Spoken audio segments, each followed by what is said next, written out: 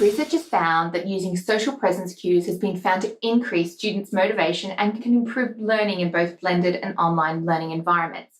Social presence positively affects learner satisfaction and learner achievement, and it should be considered that social presence should be at optimum level since excessive social presence may prevent learning. So social presence is the creation of a space for collaborative, educational and free discourse where students feel free to express themselves, their opinions and their needs as often as they want. And it's been shown to enrich the personal and group learning process. But what actually are some strategies that you can use when you are teaching classes online?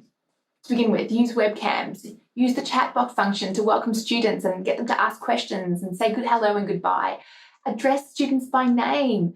Do collaborative activities, so use breakout rooms or private chat functions to do that between students. Limit class sizes. So if you're taking a class online, don't meet with everyone at the same time. Use humour, emoticons during class. They're always useful whether you're in class or not.